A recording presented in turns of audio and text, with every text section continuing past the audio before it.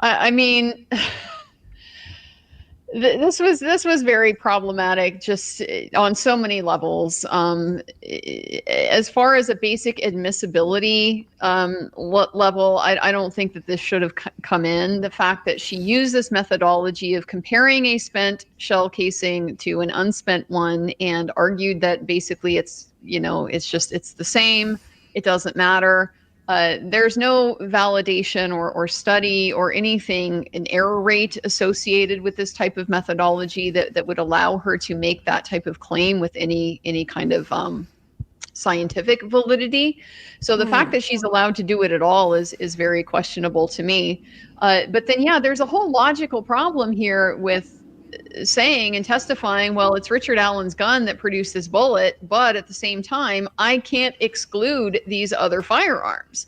And even when they came back to it, and she had revised her opinion, so she said that initially 3 different firearms, she could not exclude them as being the source of that bullet. She then kind of like gave a little caveat to her testimony, which is that, well, part of the reason why is because of the timing in which I did these examinations. Now, to me, this like underscores how that means this is not a scientific process, right? Because the timing in which you conduct your experiments should not affect the results of the experiments. No. If they're legitimate objective experiments. But nevertheless, the timing is what factored into some of that. And so if she were looking at all of the firearms at the same time, she would now be able to exclude one of those other 3 that she couldn't exclude before.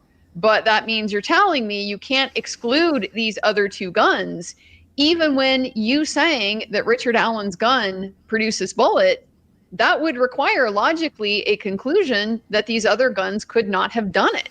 And so it's just this very internally inconsistent and logically problematic bit of evidence that was presented to the jury. That one was just, from my perspective, that was exceptionally weak in terms of a link. I feel like, I mean, I wish we could talk to the jurors. I wish we can get into their minds, but I think that that's probably a large piece of the puzzle because jurors love forensic evidence.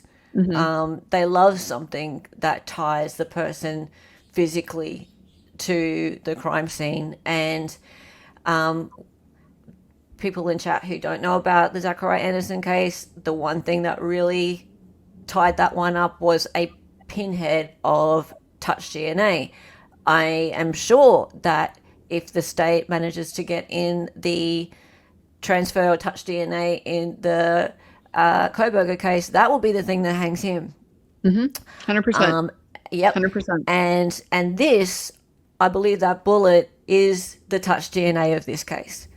Well, one of the concerns too I had about the bullet and just how that all came out at trial was it revolved around the jury questions. And as soon as I kind of saw the questions that these jurors were asking on this, oh, my heart kind of dropped into my stomach a little bit, because it seemed pretty clearly to suggest that they thought the defense had some obligation to do something with that bullet, to do some testing, to just basically present something more than they presented, which is showing that, hey, this underlying, theory and the documentation of the testing and so forth, it can't be substantiated by what they've produced.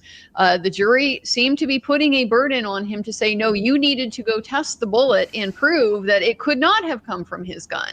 And that's, of course, the exact inverse of what the beyond a reasonable doubt standard and the presumption of innocence are supposed to require.